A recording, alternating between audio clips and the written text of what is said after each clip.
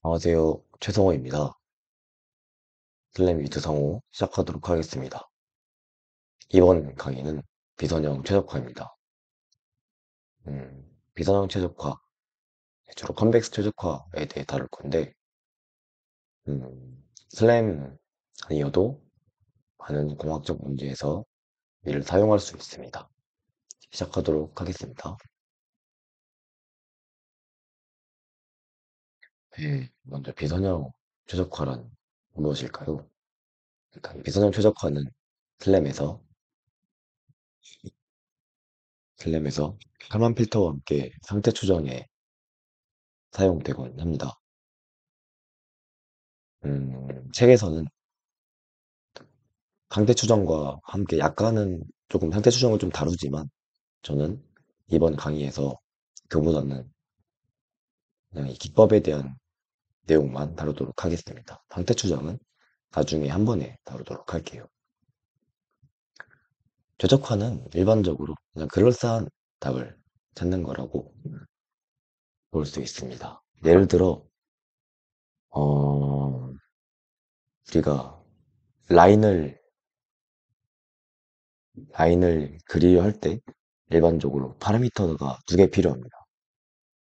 기울기랑 절편이 있겠죠. 따라서 두 점으로 이 라인을 결정할 수가 있습니다. 이 차원에서. 근데 만약에 이 한 직선상에 점이 존재하지 않고 점이 이렇게 많다고 생각할 수 있습니다. 그렇다면 그냥 그럴싸한 답을 찾는 거죠. 그럴싸한 답을 찾을 수 있습니다. 비선형 최적화를 통해 찾을 수가 있습니다. 이 오른쪽 그림을 보시면 이렇게 어떤 곡선을 피팅한 것을 볼 수가 있네요. 그런데 자세히 보면 이 대부분의 점들이 이 곡선상에 존재하지 않는 것을 알 수가 있습니다. 따라서 사실 엄밀하게 따지면 이 곡선의 방정식을 만족하지 않는다고 할 수 있겠죠. 하지만 우리가 딱 봤을 때 그냥 그럴싸하게 되게 잘 추정했네 라고 볼 수 있습니다. 왜냐하면 이 점과 이 곡선 사이의 오차가 굉장히 적어서 그렇게 생각할 수 있는데요. 마찬가지로 슬램에서도 이렇게 오차를 최소화하는 방식으로 포즈와 그리고 최적의 점을 찾습니다. 우리가 보통 이런 문제를 많이 이런 로스랍니다. 로스 함수, 로스 펑션. 로스 펑션을 최소화하는 문제를 만나게 될 겁니다. 보시면은 이게 에러고, 이게 에러입니다. 그리고 이게 공분산인데, 공분산, 이거 얘기하기 전에 그 상태 추정 얘기 조금만 할게요. 안 한다 했지만 조금은 해야 될 것 같아요. 조금만. 네, 이렇게 공간상에 별이 있고 카메라가 이렇게 있어요. 카메라가 있어요. 그리고 별을 이렇게 관측을 했습니다.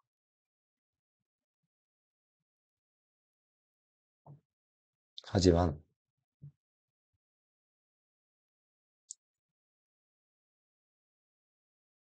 이 연두색이 실제 관측이고 빨간색이 예상된 관측입니다. 그래서 저 예상과 실제 관측을 최소화하는 방식으로 가장 그럴싸한 답을 찾는 게 상태 추정이다. 가장 확률이 높고 그럴싸한 답을 찾는 게 그냥 러프하게 말하는 상태 추정이라고 말씀드렸었죠. 그래서 이러한 에러, 또한 디스턴스 혹은 에러를 줄이는 방식으로 최적화를 진행합니다. 사실 칼만 필터, 칼만 필터도 상태 추정에 사용되긴 하는데 여기서는 일단 비선형 최적화에 대해서만 이야기하도록 하겠습니다. 어쨌든 이렇게 에러를 최소화하는 방식으로 확률을 최대화하고 가장 그럴싸한 포즈와 점을 찾아냅니다. 네. 아, 공분산 대기를 하다가 말한테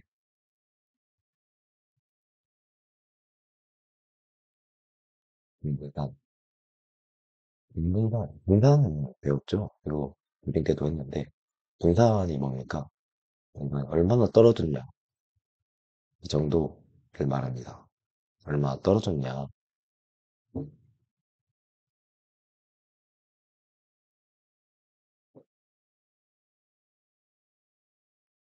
그렇습니다.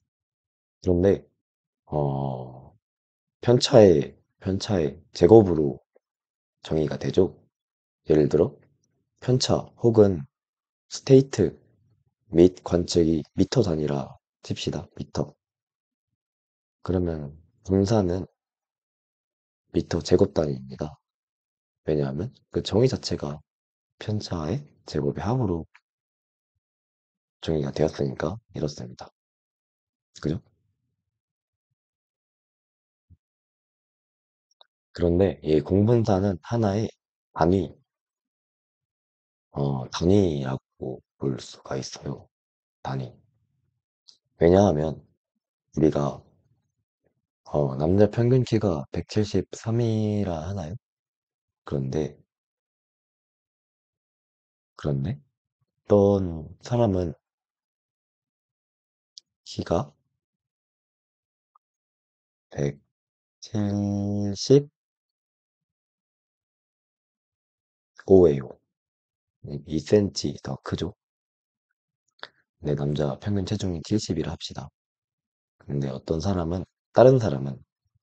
다른 사람 B는 아까는 A였고 이번 다른 사람 B는 체중이 60, 72kg입니다. 둘 다 단위가 이만큼 차이가 나죠. 그죠? 뭐 남자의 이 키 분산이 예를 들어 4라고 칩시다. 그리고 남자의 체중의 분산이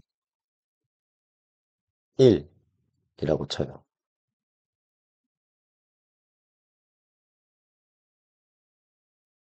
그렇다면 미터 제곱 단위죠. 미터 제곱. 아니죠. 이건 미터 제곱 단위고. 아, 잘못했네. 센티미터의 제곱이네. 센티미터의 제곱이고 이거는 킬로그램의 제곱 단위예요. 그렇다면 이 표준 편차는 2cm고 이건 1이잖아요. 그러면 뭐 대충 전기 분포에서 대충 전기 분포 얘기가 나오면 안 되죠. 어쨌든 대충 이 분포에서 대충 2만큼 떨어져 있고 1만큼 떨어져 있다. 이런 얘기가 됩니다. 단지 분산은 제곱의 단위일 뿐이고 어찌됐든 이러한 그 어쨌든 이러한 분산으로 우리가 이런 에러를 나누어 줘야 하는데 왜냐하면 아까 둘 다 A 사람은 2cm 컸고 2cm 컸고 B라는 사람은 2kg 무거웠죠 평균보다. 근데 그러면 에러가 4 아닙니까? 4. 둘 다 4. 그리고 분산으로 나눠줘요. 분산 4였죠. 4. 이 친구는 분산 1이라 했나? 1이라 했죠. 1. 그러면 여기서 킬로랜다. 센티미터의 제곱이고 센티미터의 제곱.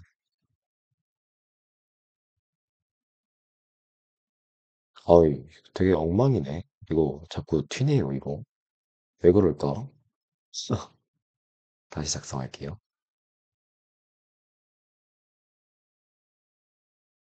한 사람은 2cm가 키가 더 커서 편차는 4고, 그러니까 에러의 제곱을 말하는 거죠. 똑같이 에러의 제곱을 지금 구한 겁니다.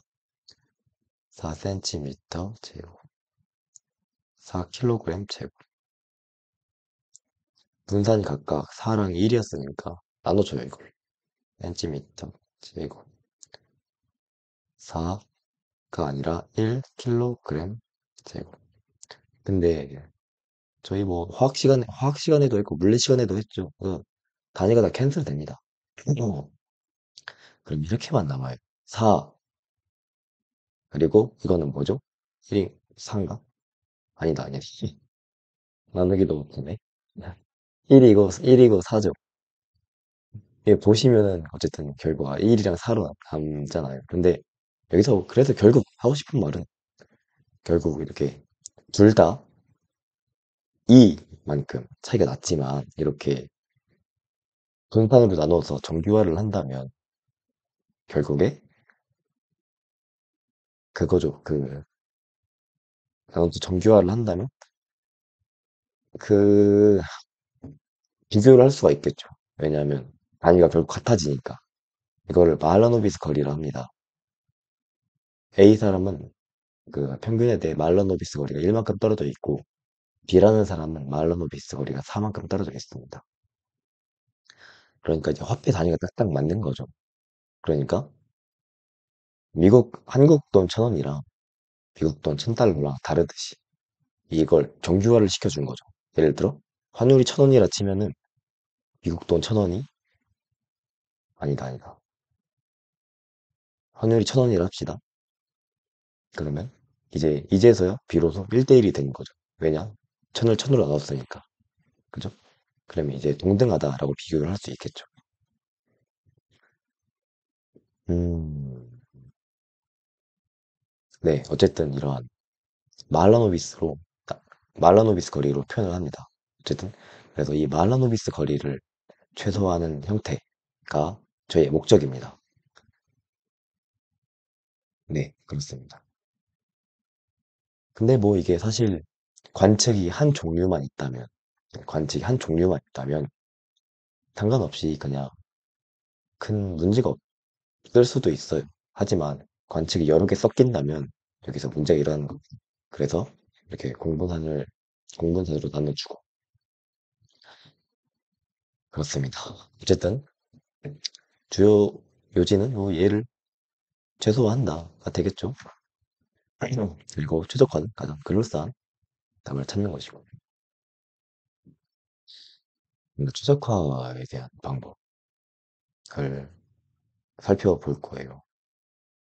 저는 많은 자료, 다크 프로그래머님 자료 보고 공부를 했습니다. 그레디언트 디센트, 경사광법이라 하죠. 이거는 머신러닝에서도 하셨을 겁니다. 뭐 안 하셨으면 제가 설명해 드리면 되고. 이거를 뭐 한 줄 요약하자면 그냥 기울기 따라가는데 기울어진 정도에 따라 최소화한다. 라는 것이 되겠습니다. 그 전에 이거 있죠, 이거. 이 로스. 이 로스를 이렇게 함수로 그린 겁니다. 함수로 그린 거예요. 그 밑에는 스테이트가 되겠죠. 스테이트. 왜냐? 우리 결국 슬램 문제는 이 스테이트를 적절히 잘 조절시켜서 확률이 최대화가 되는 혹은 로스가 최소화되는 그런 스테이트를 찾는 것이 목적이다. 그러니까 이거는 세로축은 로스, 가로축은 스테이트가 됩니다. 그래서 어쨌든 이게 그레디언트예요. 그레디언트가 뭐죠? 기울기입니다. 기울기. 그래서 그레디언트를 따고 내려간다라는 의미예요. 여기서 기울어진 정도가 이만큼이면 여기다 이 스텝 사이즈를 곱해서 내려가고 하는 거죠. 만약에 최소점에 도달한다면 거기서 수렴하겠죠. 근데 여기 한 가지만 더 합시다. 한 가지만 더 해요.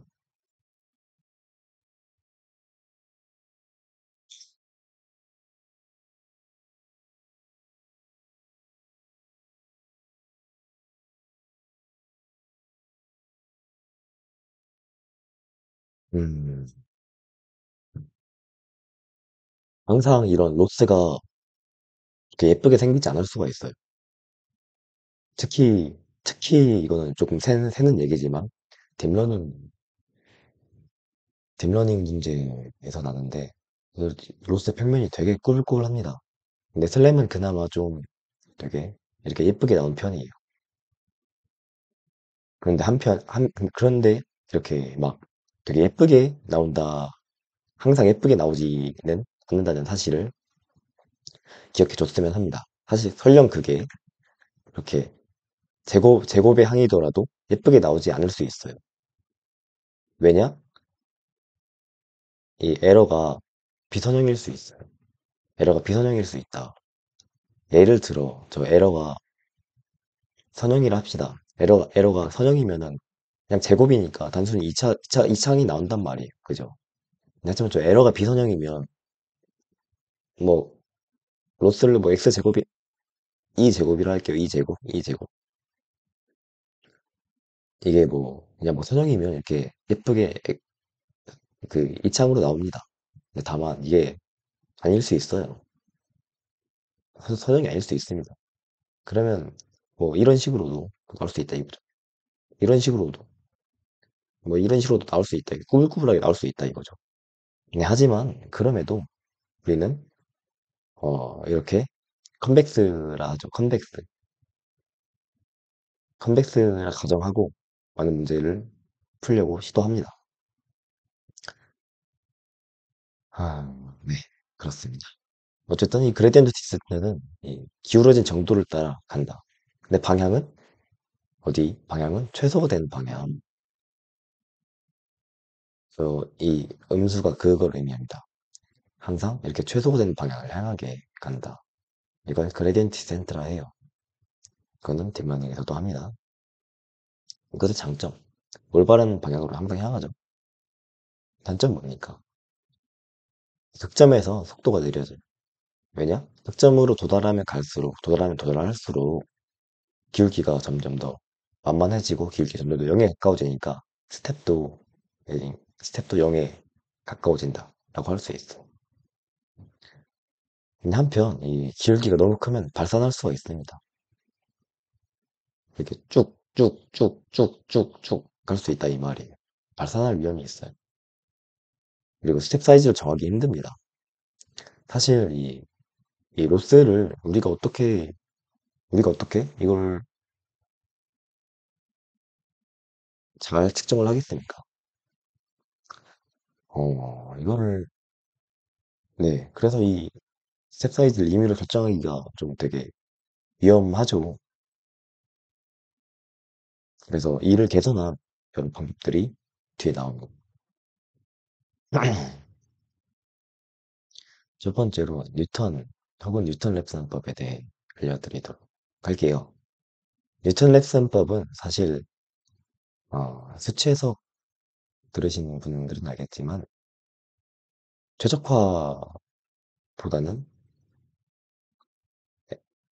F, F, X는 0을 구할 때 많이 사용하곤 했어요. 여기 있네요. fx인 0은 x를 찾기 위해. 그럼 어떻게 진행하냐면, 뭐 간단히 설명드리자면, 여기서 스타트를 끊었나 봐요. 그렇다면, 여기서 법선을 그어서 쭉, 그리고 0이면 다시 올라가서 쭉, 올라가서 쭉, 올라가서 쭉, 수렴할 때까지. 다시 한번 그려볼게요. 여기서 시작을 한다면, 법선을 긋고, 그리고 0 만나는 지점에서 다시 올라가서, 법선을 긋고, 법선을 긋고, 그러면 만나서 결국 수렴합니다. 네, fx는 0인 점을 찾는 거잖아요. 이를 비선형 최적화에 응용 가능해요. 왜냐하면 어쨌든 우리가 로스 함수가 대충 이렇게 생겼다. 저 컨벡스라고 가정을 한다면 이 최소화된 지점에서 기울기가 0이 되겠죠. 그걸 이용하는 겁니다. 기울기가 0인 x를 찾는다. 그래서 이전의 형태는 이랬어요. 이전의 형태예요. 아니라 뉴턴 랩선 방정식을 찾는 형태는 이렇게 됩니다. 일반적인 형태예요, 이게. 이를 반복해서 영인 지점을 찾는다. 그런데 이제 문제는 F가 아니라 E의 미분이잖아, E의 미분. 그래서 그대로 넣어요. 그럼 이런 형태가 나옵니다. 물론 네, 이런 형태가 나옵니다. 이런 형태.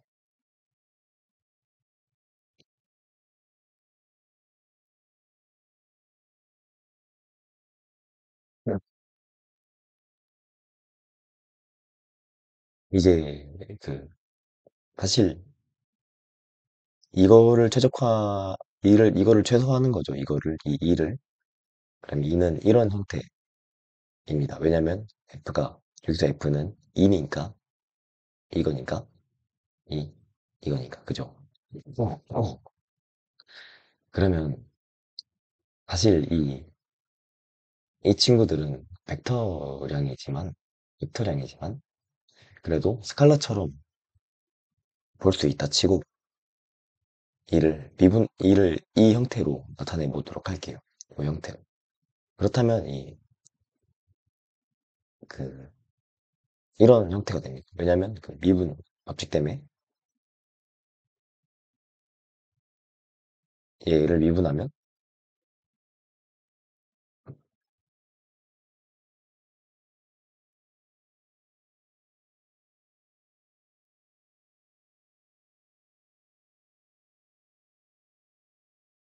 네, 이런 형태가 됩니다. 사실 이거는 인버스로 들어가겠죠? 그죠? 네, 뭐 이런 형태가 돼요. 네, 뒤에 조금 더 설명드리도록 할게요. 일단 이 정도까지만 하겠습니다.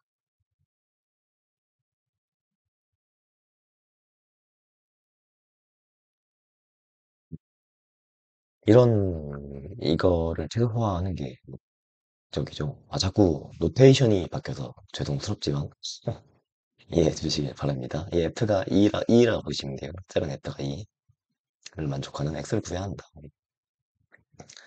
단순히 생각하면, 음, 이분에서 0이 되는 지점 찾으면 된다. 그리고 얘를, 얘를 테일러 전개를 합니다. 네, 일단 전개를 해볼게요. 그래, 여기가 시작점이라 생각을 할게요. 여기가 시작점이고, 나는 이만큼 업데이트를 하고 싶어. 시작점에서 이만큼 업데이트를 하고 싶어. 하고 가정을 한 다음에 할게요. 그러면 이렇게 됩니다. 시작점, 그, 이 로스의 그레디언트, 그리고 이거, 변화량, 그리고 로스의 해시안. 해시안은 두 번 미분한 거랑 유사한 의미죠. 네. 이런 형태 많이 보셨죠? 일반 물리학에서도 보셨을 텐데, 고등학교 때도 했을 때고, 가덕도 그 내용이죠. 이거 비슷한 맥락이죠. 네, 두 번 미분. 네, 그런 맥락입니다. 어쨌든 테일러 전개하면 이렇게 돼요. 그리고 이를 델타 x에 대해 미분할 거예요. 왜냐하면 우리가 극소점으로 간다면 저 델타 x가 0이 될 테니까. 그러니까 더 이상 델타 x로 나아가려 해도 더 이상 그게 안 될 테니까. 왜냐하면 극소라서 그리덴트가 0이라서 그래서 어디 오갈 데가 없으니까 이런 형태로 이러한 발상을 가지고 델타 x로 미분을 합니다. 그렇다면 이렇게 되겠죠. 그래서 결국에 이 스텝 사이즈 얼마만큼 가야 되나 델타 x는 결국 이런 형태가 됩니다. 이전이랑 비슷하죠?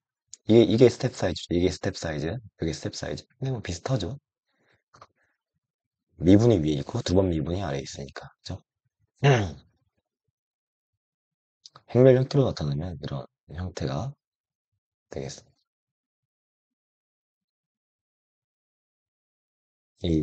먼저 그레디언트에 대해서 좀 더 살펴보도록 할게요. 일단 뭐 여기서 이 공분산은 뭐 무시하겠습니다. 공분산 무시하고 보시면 그 맞죠? 왜냐 이 F가 이 큰 F가 이 T이니까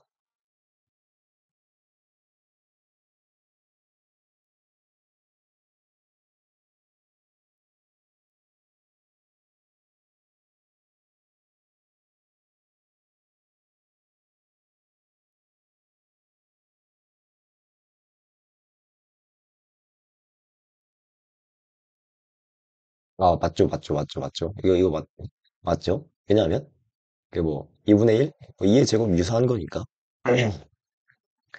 그 2에다가 2의 미분인 자코비안 이거 맞죠? 이거 뭐 공분산 무시하고 이거 맞습니다. 이거 헤시안에 대해서도 한번 볼게요.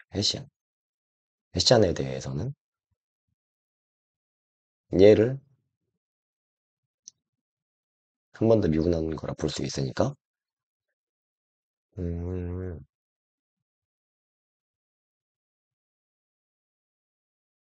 앞에 거 미분하고 그리고 뒤에 거 미분하고 그러면 이렇게 되겠죠.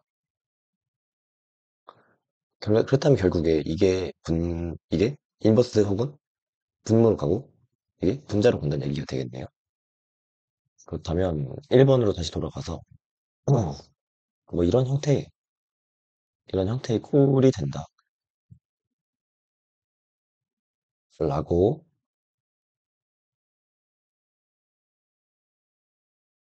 할 수가 있겠네요. 네. 그리고 이런 뉴턴 랩선법에 대해서 조금 생각을 해보도록 할게요. 먼저 이 방법은 헤시안을 이용한 방법입니다. 스텝 사이즈가 이렇죠? 스텝 사이즈가 이렇습니다.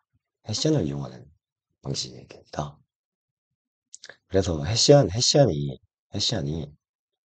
만약 그 인버스가 불가능, 즉, 그러니까 뭐 우리 스칼라로 따지자면 0에 가깝거나 특정 x에 대해 이거 먼저 할게요. 그 인버스가 거의 불가능하다. 즉, 디터미넌트가 0에 가깝다. 이러면 되게 문제가 생길 수 있겠죠. 0이면은 일단 뭐 불가능하고 당연히 0에 가깝다면은 이런 형태니까 이게 0에 가까우면 어떻게 됩니까? 분모가 0에 가깝다 하면 그렇다면 굉장히 큰 값이 나와서 스텝 사이즈가 굉장히 커집니다. 곤란하겠죠? 그리고 특정 x에 대해서 이걸 때 문제가 발생할 수 있다. 이게 뭔 뜻입니까? 이거 그 네거티브 데피닛이죠?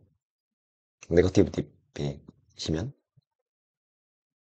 저 컨벡스가 그 뭐 로스가 이런 형태가 아니라 뭐 국소적으로 뭐 이런 형태를 띈다라는 걸 띈다를 의미하기도 합니다. 국소적으로 뭐 이럴 수도 있겠죠. 전반적으로 보면 이렇겠지만 국소적으로 이런 형태를 띠면은 문제가 생길 수 있대요. 네거티브 데피닛 이거는 스칼라로 따지면 음수 음수라는 의미죠. 스칼라로 따지면 그렇다면 여기에 음수가 들어가 버리니까 거꾸로 가버린다라는 문제가 발생할 수 있겠죠. 그죠? 이거를 가지고 한번 가봅시다. 이거를 가지고 앞에 그레디언트 센트랑 비교를 해볼 거예요. 그레디언트 센트랑 비교하면 스텝 사이즈가 필요 없죠. 보시면은 그냥 헤시안의 인버스를 곱하는 거. 헤시안의 인버스를 곱해서 사용합니다. 헤시안 인버스. 이게 왜 그러냐면 이 점에서 본다 보면은 이게 이 점에서 이 점의 공률을 기반으로 이것이 2차 함수겠거니라고 생각을 하고 2차 함수의 극점을 향하는 형태이기 때문이에요. 여기서 이 공률을 기반으로 이차함수를 그려요. 그리고 여기가 이차함수의 각점이죠. 그러면 여기가 극소점이겠거니 생각을 하고 가정을 깔고 여기로 가는 겁니다. 스텝 사이즈가 이만큼 되는 거.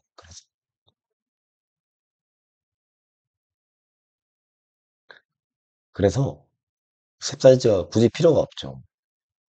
그죠?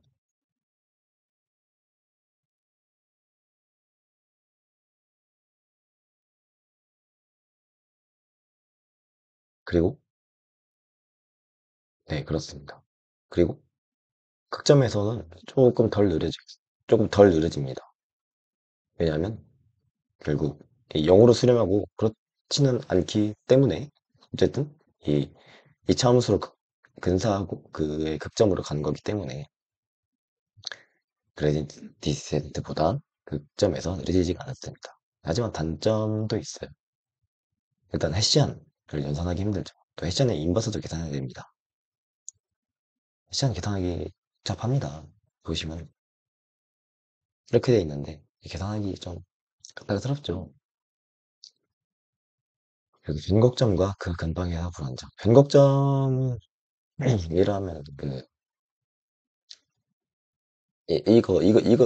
이거 말하는 거죠. 이개미분이 빵인 거. 이개미분이 빵이면은 인버스가 빵에 가까워서 스텝 사이즈가 굉장히 커질 수 있다는 그런 단점이 있습니다. 그리고 이동 방향이 극대극소를 구분하지 못한다. 그거죠, 이거. 어쨌든 이거 생 이걸 쓰니까 결국 국소적인 이거에서 반대 방향으로 가버릴 수가 있 보시면은 이렇게 사실 여기서 시작을 해서 여기로 가야 되는데 국소적인 요거를 만나서 여기로 가는 게 보이네요. 사실 반대로 가야 되는데 이러면 안 되죠. 이런 단점이 있습니다. 시안이 파지티브 데피닛이란 보장이 없다. 거기 때문에 결국 이런 모든 문제들이 생기는 거죠. 파지티브 데피닛, 즉 스칼라로 따지면 양수가 아니기 때문에 어디로 튈지도 모르고 굉장히 불안하다. 이런 문제가 생기는 거예요. 다음으로 가기 전에 이거 왜 2차 근사인지 좀 알아보도록 할게요.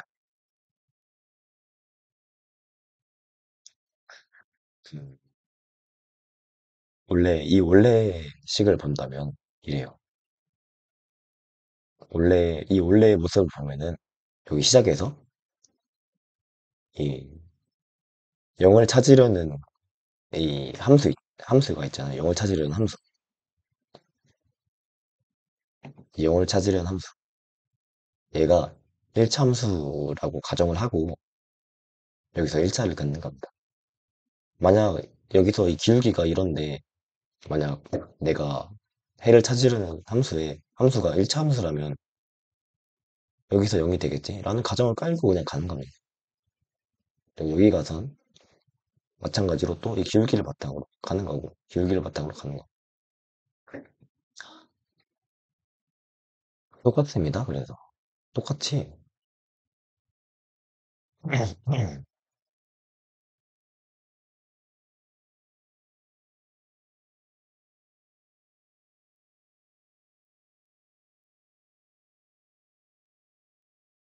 똑같이 여기서 기울기를 가지고 가는 게 아니라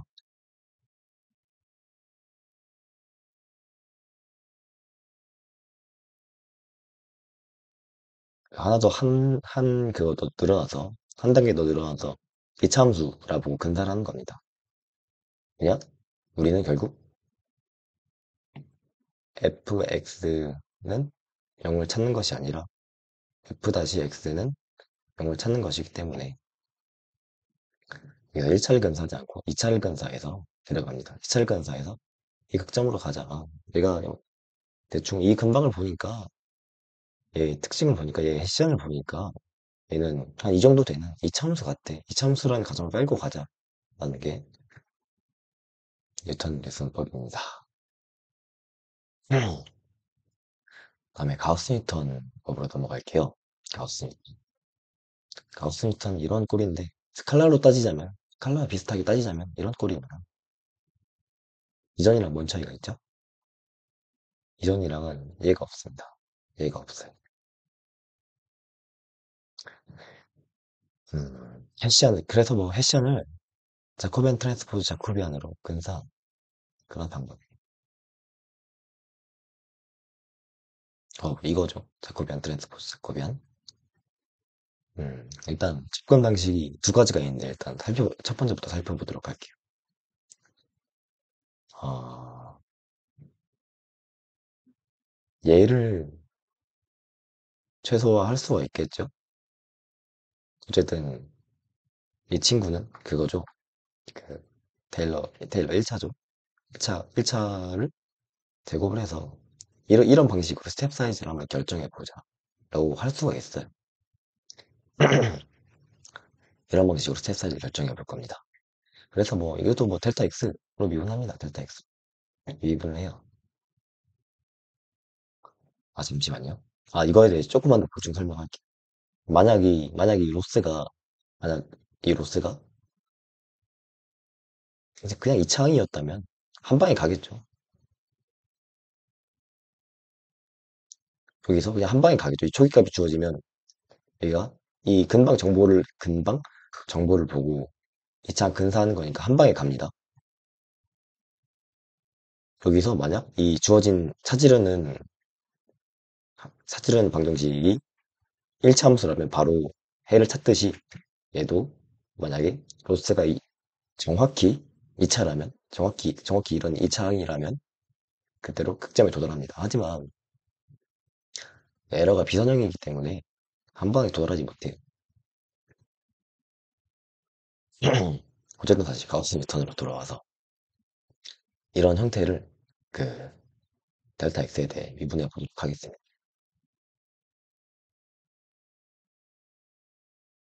그럼 이거는 뭐 무시해도 되겠죠? 아, 이거의 제곱으로만 이루어진 건 무시해도 되겠죠? 이 친구의 제곱으로만 이루어진 건 무시해도 되겠다. 그렇다면 뭐 이거끼리 곱한 거 있겠고 얘 두 번 곱한 거 있겠고 그렇겠죠? 그러면 어디 보자.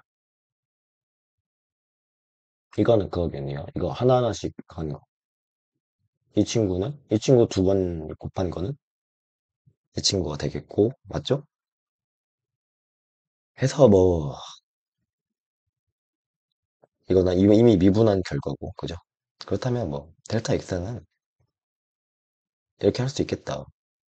자코비안 트랜스포즈 자코비안은 그 해시안으로 보고 이전에 뉴턴 레슨법이랑 똑같이 하겠다라는 꼴이 되겠죠. 그래서 뭐 어쨌든 한 줄 요약하자면 해시안을 직접 구하는 게 아니라 해시안 대신 자코비안 트랜스포즈 자코비안을 사용하자가 됩니다. 따라서 2차 미분법을 사용하는 방법이지만 자코비안까지 구해도 된다. 무슨 말입니까 이게? 결국 어쨌든 그거죠. 트렌 그 굳이 한 번 더 미분을 안 해도 된다 이 말이죠. 그리고 또 스텝 사이즈를 임의로 지정하지 않아도 된다. 이게 그 2차 미분을 이용한 방법, 즉, 이 뉴턴 렉슨 방법 쟁점이었죠. 그 두 번째 해석을 봅시다. 비슷해요, 사실. 네, 얘에 대해서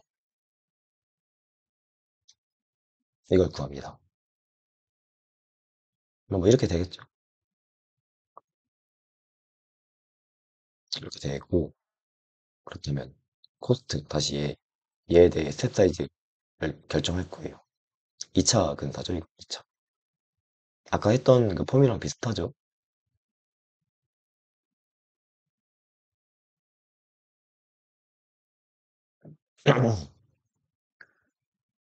이 점에서 시작을 해서 그만큼 이게 기울기죠. 그레디언트. 그만큼 이게 이계미분이죠. 이 친구. 이 친구. 근데 얘는 그냥 무시하기로 한답니다. 책에서 나온 내용이에요. 얘는 그냥 무시하기로 한답니다. 매우 작을 것이기 때문에 무시한다. 이거 책에서 나온 내용입니다, 이거. 제 이거 자의적으로 해석한 거 아니에요? 어쨌든 해서 뭐 이렇게 한다.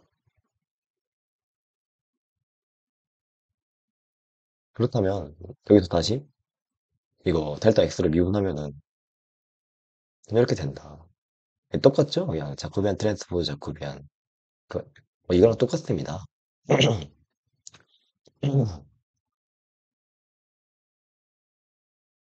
아무튼 이거의 장점을 다시 살펴보도록 할게. 일반적인 리턴 랩선보다 연산량이 적죠? 왜냐면 그 해시안을 직접 안 넣어도 되니까. 또 상대 방향으로 향하지 않습니다. 왜냐면 슬램에서 자코비안 트랜스포즈는 항상 피, 파이티브 데피니시. 아, 네, 슬램에서 항상 자코비안 트랜스포즈 자코비안 파이티브 데피니시입니다. 이 자코비안 이거 이거가 약간 스칼라로 따지면 이 느낌입니다. 이 제곱 느낌. 항상 바이티브 데피니시입니다. 따라서 이렇게 거꾸로 거슬러 올라가는 이런 현상이 없습니다. 다만 아직도 단점이 있죠. 이게 이 스칼라 얘가 0이 될 수도 있듯 0에 근접하면 굉장히 수치적으로 불안합니다.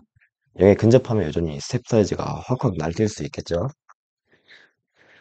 근데 그럼에도 이 가우스 리턴은 되게 그 가우스 리턴은 되게 유용하게 슬램에서 또 사용되는 방법 중 하나입니다. 그다음에 리븐버그 메서드로 넘어갈게요. 리븐버그 메서드는 이런 이런 형태. 이게 미분을 이용한 방식인데 밑에 이것이 달렸어요. 이거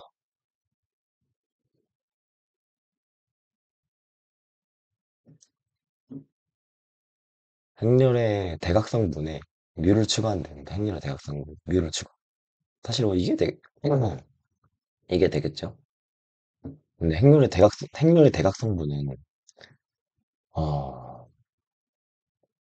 행렬의 대각성분은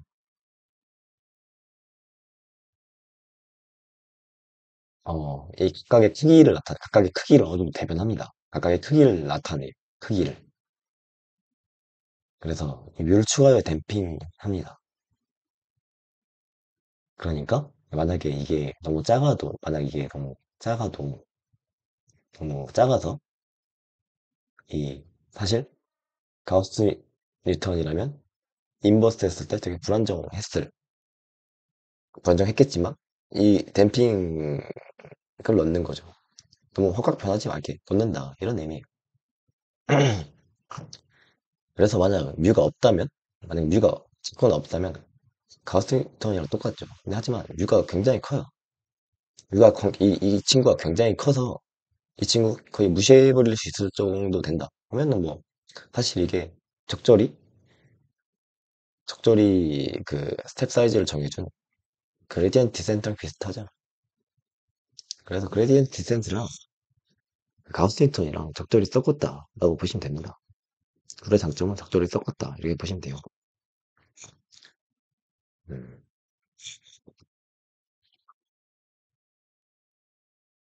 그래서 뭐 요점만 얘기하자면 그 수치적으로 불안정 확률을 없앴다. 왜냐? 얘가 파지티브 세빈 데피닛에 가까울 수 있지만 즉 인버스가 0이 안 될 수도 있지만 그 뭐야 항상 인버스가 되게 보장해 준다 이런 의미입니다. 그거를 그래픽으로 보면 이렇게 됩니다. 여기서 이 검은색 함수를 타고 내려가려 해요. 근데 하지만 일반적인 가우스 리턴에 따라서 보면은 이렇게 2차 함수를 근사합니다. 그래서 2차 함수의 격점이 여기로 점프를 하려 해요. 하지만 여기는 실제보다 더 커지죠. 그쵸? 그렇다면 이 말도 안 되는 이런 현상이 발생합니다. 나는 최소화하려 했는데 더 커진다? 이 말이 안 되죠. 그래서 이거는 너무 많이 점프를 해버린 그런 현상이라 볼 수 있고, 따라서 이 뮤가 이런 댐핑 역할을 해줍니다. 너무 많이 점프를 못하게 한다. 어떻게 이런 트러스트 리전을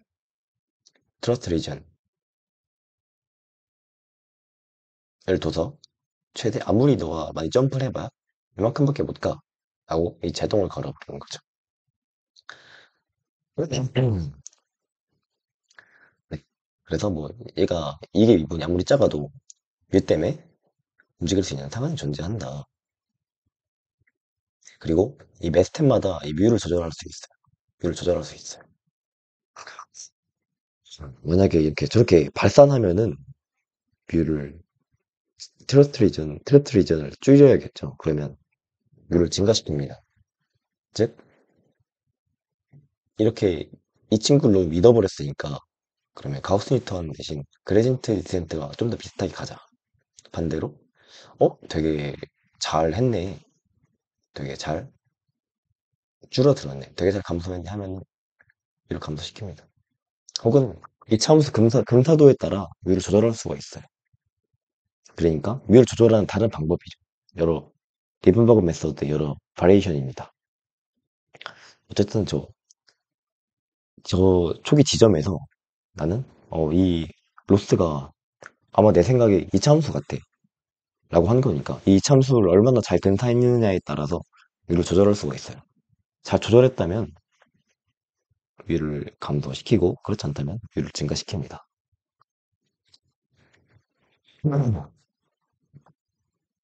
리븐 1학년 때 우리가 그걸 했어요. 라그랑쥬 승수를 했어요. 라그랑쥬 승수가 뭐냐면 그런 최적화 문제에서 제약 조건이 주어진 거예요. 제약 조건이 주어져 갖고 음, 이 제약 조건을 만족하면서 이 최적화를 시켜줘라고 하는 거죠. 레온버그 메서드가 그런 그겁니다. 그래서 이 D가 I라 볼게요. 아이덴티칼이라 보겠습니다.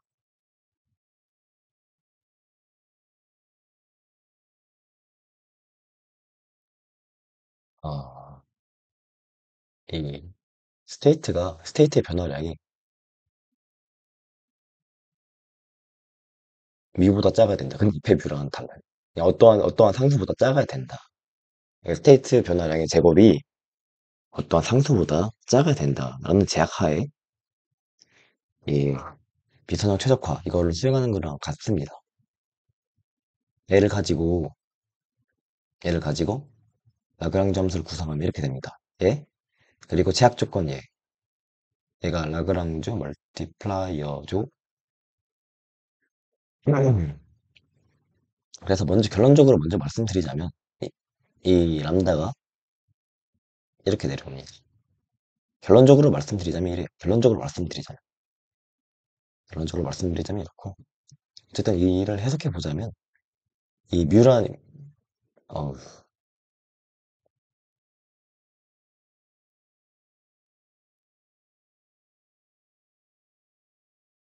이 x의 제곱이죠. x의 제곱 마이너 이 뮤 제곱이죠. 이 루트 뮤의 제곱이죠. 그렇다면 이 x가 아무리 커봐야 저 루트 뮤 안에 있어야 된다 라는 의미가 됩니다. 그러니까 저 루트 뮤보다 커질 수 없다라는 걸 의미합니다. 이 라그랑주를 이용한 제약을 하면 이렇게 됩니다. 아, 그러면 여기서 이 람다는 뭐를 의미할까요? 이 람다는 얘가 이 친구의 강도를 의미합니다. 이 친구, 특히 이 뮤의 강도를 의미합니다. 뮤의 강도. 만약에 이 람다가 빵이 돼버리면 얘만 남게 돼서 언제든지 갈 수 있겠죠. 사실, 사실,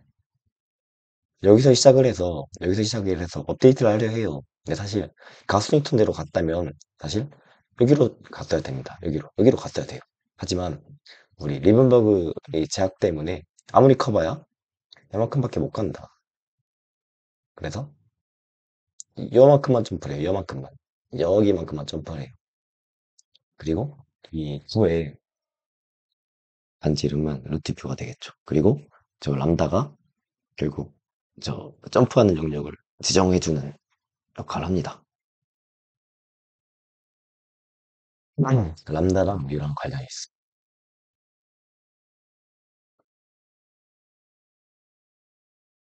람다가 작아지면 저 트럭 트리전이 커지는 그런 역할을 합니다. 만약 람다가 빵이야. 그러면 그냥 바로 가우스 뉴턴으로 가겠죠. 가우스 뉴턴 쪽으로 바로 가버립니다. 그래서 이 리븐버그의 장점 같은 경우, 저, 해시안이죠, 해시안. 자코벤 트랜스포즈 자코벤. 해시안의 어프로키메이션이죠. 저게 0에 가까울수록 시스템을 안정적이게 해줍니다. 즉, 분모가 0에 가까울수록 좀 더 시스템이 잘 작동하게 해준다. 라고 볼 수 있습니다. 이전 가우스 뉴턴이랑 비교해 볼게요. 가우스 뉴턴.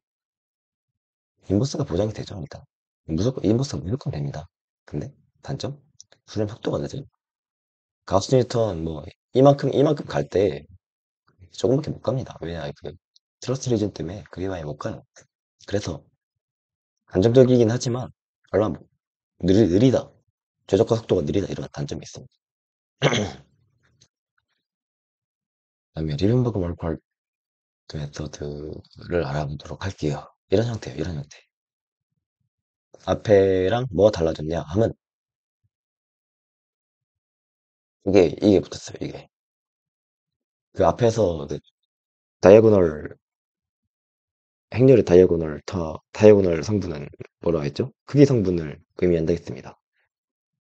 단순히 저 모든 다이아고널 성분에 모든 다이아고널 성분에 똑같은 상수를 더하는 게 아니에요. 다이아고널 성분에 기존의 다이아고널 성분을 고려해서 댐핑을 시킵니다. 그러니까 막 똑같은 숫자를 더하는 게 아닙니다. 기존의 다이아고널 성분, 그러니까 기존 얘의 다이아고널 성분을 고려를 해서 댐핑을 하는 방법을 리벤버그 멀코트 메서드로 합니다.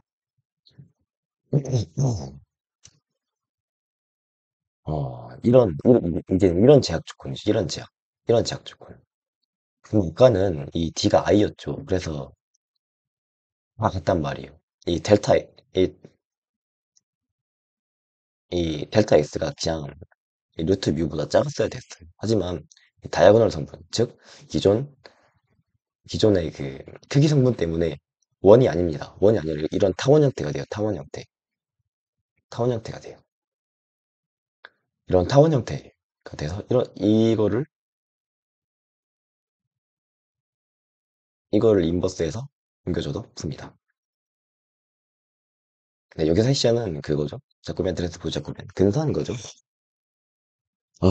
이 LM 방법은 단순히 스테이트의 모든 차원에 대해 제약 조건을 주는 게 아니에요. 그러니까 스테이트가 여러 개 있잖아요. 예를 들어 포즈도 있고 그리고 맵도 있고 그 외에 기타 등등이 있을 건데 근데 하지만 이 모든 차원의 같은 그걸 주는 건 좀 그렇죠. 뿐만 아니라 이 포즈 그 맵 포인트가 여러 개 있을 수 있겠죠. 근데 하지만 어느 맵 포인트는 되게 잘 맞아 떨어지는데 어느 맵 포인트는 잘 안 맞아 떨어진다 이럴 수 있겠죠. 근데 하지만 그럼에도 똑같은 이런 제약 조건을 준다? 이런 건 조금 불합리하다 생각이 들 수 있어요. 그래서 기존의 이런 성분을 반영해서 제약 조건을 좀 더 융통성 있게 줍니다. 제약을. 음. 그래서 이런 제약을 줍니다. 여기 구구절절 좀 긴데 뭐 이런 제약을 줍니다. 그래서 조금 이 델타 X를 한번 볼까요? 델타 X를 한번 보여줘. 저 스테이트 성분이 두 개잖아요. 스테이트 성분이 W1이랑 W2가 있대요. W1, W1, W2. 근데 보면은 W1은 별로 업데이트를 안 해도 될 것 같아요. W1은 별로 업데이트를 안 해도 되는데 W2는 좀 업데이트를 많이 해야 돼. 이 성분을 보면. 참고로 이 친구 벡터입니다. 그냥 온갖 성분들이 다 있는 거예요. 그중 하나가 W1이고 그중 하나가 W2인 거. 어쨌든 W1은 별로 안 가도 되는데 W2는 내가 봤을 때 좀 많이 가야 될 것 같아. 왜냐하면 이 가우스니턴의 스텝을 봤을 때 그게 W2 방향으로 좀 더 메이저하게 쭉쭉 뻗어나가거든. 라는 생각이 듭니다. 그렇다면 뭐 기존의 성분을 반영해서 그렇게 다이고널 텀을 해서 업데이트하게 해줘요. 그러면 이렇게 가게 됩니다. 이렇게. 그 리븐버그 메서드보다 좀 더 융통성 있는 방법이라 할 수 있겠죠. 리븐버그 메서드는 그냥 모든 스테이트 방향대로, 즉 맵도 그리고 현재도 어떠한 맵도 그냥 뭐 똑같은 휴대 상한이 있어. 좀 불합리하다 느낄 수 있다 이거죠. 네. 그러지 않고 그냥 뭐 다른 상한을 준다 하면 되게 융통성 있다 라고 느껴집니다. 기존 리븐버그 메서드랑 비교하면 그쵸 뭐 참 편일적으로 규제하지 않는다. 업데이트가 충분히 될 때는 트러틀 리전이 크다라는 그런 장점이 있습니다. 오늘 이번 강의 좀 일찍 끝난 거 같네요. 네, 아무튼 최적화 이렇습니다. 네, 다크 프로그래머님 자료 많이 사용했고, 네, 제가 개인적으로 정리했던 자료를 PPT로 만들어 사용한 겁니다. 네, 빨리 끝났으니까 요약 한번 할까요? 너무 빨리 끝난 것 같은데? 네, 어쨌든 좀 요약하자면 이 최적화란 그냥 적절히 그냥 가장 잘 맞아떨어지는 그런 스테이트를 찾는 방법 중 하나고 KF랑 같이 그런 방법 중 하나고 결국에 이런 로스를 최소화해야 된다. 이런 관측과 예상과의 차이를 최소화해야 된다.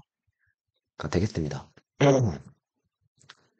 네, 뭐 그레디언트 디센트 같은 경우는 일반적으로 스텝 사이즈 결정해주기도 힘들고 또 이 그 득점에서 느려지는 단점이 있습니다.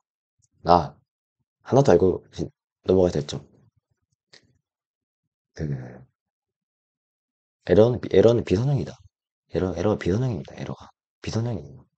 그 알고 넘어갑시다. 그래서 예쁘게 그런 2차 이창이 안 돼요. 그래서 이런 뉴턴법도 사실은 원래 이 방정식 fx는 0일 때 이 x를 찾는 것으로부터 비롯되었고 이 뉴턴법 같은 경우 이 fx가 단순 1차 함수라는 가정을 깔고 이렇게 계속 쭉쭉쭉 직선을 그어서 내려갑니다. 근데 이게 이 최적화 문제로 넘어가면 결국 그 한층 더 그거 한 거니까 1차 함수 근사가 아니라 2차 함수를 보고 나간 거가 되겠죠. 근데 이런 일반적인 리턴 메서드 같은 경우 해시안을 구하기가 참 곤란하다. 해시안 구하기도 그렇고 해시안을 구해도 이게 어디로 튈지 모른다. 발산을 해버릴 수가 있다. 또 해시안이 그 인버스가 혹은 뭐 디터미넌트가 거의 0에 가깝다면 되게 시스템이 불안정해진다. 스텝 사이즈가 굉장히 커진다라는 단점이 있습니다. 여기서 왜 디터미넌트가 나왔냐면 디터미넌트가 결국 이 행렬의 그 변환에 대한 스케일을 의미하는 거 아닙니까? 스칼라로 따지면 그 스칼라의 크기를 의미하는 거고. 네, 스칼라의 크기가 0이 돼버리면 인버스가 안 되니까. 실제로도 뭐 디터미넌트가 0에 가까우면 0이면 인버스가 안 되죠. 그런 의미입니다. 그래서 이 뉴턴법은 이런 강점이 있습니다. 그래서 뉴턴법의 의미는 그 한 지점에서 그 이 함수가 이차항이다라는 가정을 깔고 이차항의 극점으로 가는 거고 만약 이 로스가 실제로 이차항이라면 단숨에 실제 극소점으로 가버리는 형태가 되겠죠. 가우스 뉴턴 같은 경우는 짧게 말해서 이 해시안을 자코비안 트랜스포즈 자코비안으로 근사하는 거고 슬램에서는 이게 자코비안 트랜스포즈 자코비안이 슬램 문제에서는 항상 파이티브 데피닛이지만 0에 가까울 수도 있다. 그래서 불안정해져서 스텝 사이즈가 굉장히 커져서 시스템이 발산할 수 있다라는 단점이 존재합니다. 하지만 그럼에도 가우스 뉴턴은 일부 많이 사용되고 있습니다. 그리고 리본버그 메서드는 이런 가우스 뉴턴의 그 단점을 조금 그거 해서 조금 그 개선해서 댐프닝을 해줍니다. 그래서 무조건 인버스가 되게 해준다. 하지만 단점이 있죠. 모든 스테이트의 상한이 똑같다는 단점이 존재합니다. 이것을 해결한 게 리븐버그 마르코트 메서드고, 기존의, 기존의 자코비안 트랜스포즈 자코비안의 그 다이고널 텀, 즉 크기 성분을 고려해서 이를 해결합니다. 좀 더 융통성 있게 좀 더 쭉쭉 가져야 될 친구는 상황을 쭉쭉 더 빌려주고 이렇습니다. 그래서 뭐 실제 많은 슬램 문제에서 이 리븐버그 마르코스 메서드 많이 사용합니다. 네, 많이 사용해요. 그, 그 라이브러리, 비전형 최적화 라이브러리 중에 케레스라는 게 있는데, 케레스의 기본 방식이 이 리븐버그 마르코트로 알고 있습니다. 기본 최적화 방식이 이걸로 알고 있어요. 그리고 이거 말고도 도그렉 메서드라는 게 있습니다. 도그렉 메서드는 딱히 저거 놓지는 않았는데, 도그렉 메서드 같은 경우는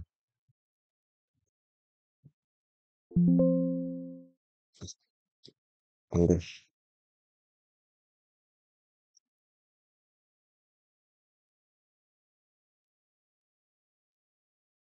아이고,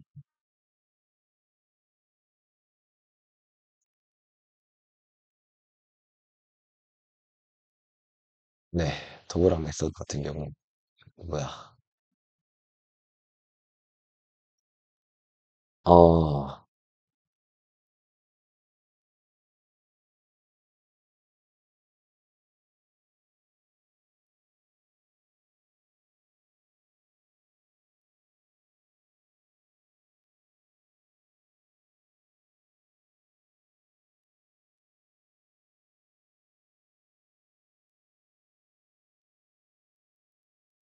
처음에 그레디언트 디센트로 시작을 해요. 그레디언트 디센트로 시작을 해서 그리고 그레디언트 가우스 뉴턴으로 계산을 합니다. 그래서 이 두 개를 이거는 뭐 델타 X겠죠. 델타 X, 델타 X, 델타 X. 그래서 이것을 잇는 방향으로 갑니다. 그 리븐버그 혹은 뭐 리븐버그 마르코트 메소드가 그거로 했죠. 그 그레디언트 디센트랑 가우스 뉴턴 적절히 섞은 거다. 근데 이것은 그 댐핑하는 정도에 따라 달라진다라고 말했죠. 그럼 비슷합니다. 하지만 이거는 좀 더 직접적으로 가요. 그레디언트 디센트에서 시작을 해서 가우스 뉴턴 쪽으로 갑니다. 하지만 이 중간에 이 트러스트 리전을 만나면 어떤 트러스트 리전을 만나면 여기서 멈춥니다. 왜냐 가우스 뉴턴 같은 경우 이게 발산할 수 있기 때문에 가우스 뉴턴 같은 경우 발산할 수 있기 때문에 이 친구 너무 가네 싶으면 끊는 거고 네, 하고 혹은 반대로 그레디언트 디센트 같은 경우는 이 극점에서 되게 느리기 때문에 극점에서 되게 느리기 때문에 그럼 뭐 이런 형태겠죠. 극점에서는 이런 형태겠죠. 이런 형태겠죠. 얘에서 시작해서 얘로 간다. 근데 트러스트 리전은 한 여기다. 이렇게 해서 뭐 중간에 트러스트 리전을 만나면 어, 거기를 업데이트 구간으로 보는 그런 방법이 도그렉 메소드입니다. 써드릴게요.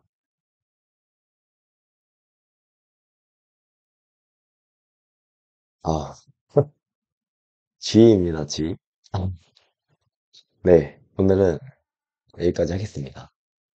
이거 진짜 노트북을 샀는데 이게 참 그 저번 강의가 그 뭐야 이 마이크가 잘 안 돼갖고 참 고생을 많이 했어요. 이거 음원 추출해서 이거 펌핑 시키고 다시 씌우고 이러느라 좀 고생을 많이 했습니다. 근데 이게 또 드라이브를 깔아도 안 되더라고요. 그래서 그래 그렇습니다. 어쨌든 이번 강의 잘 마무리할 수 있어서 다행이네요. 다음 강의에서 뵙도록 하겠습니다. 그리고 지금까지 그게 거의 다 기본 좀 펀더멘탈한 좀 기본기에 가까운 것들이었고 다음부터는 조금 더 실전에 좀 더 가까운 걸 만나볼 수 있을 거예요. 그러니까 지금까지 좀 수학이었다면 다음 시간부터는 좀 공학을 만나볼 수 있다는 그런 기대감을 가지셔도 좋을 것 같습니다. 네, 고생하셨습니다. 다음 시간에 뵙도록 할게요.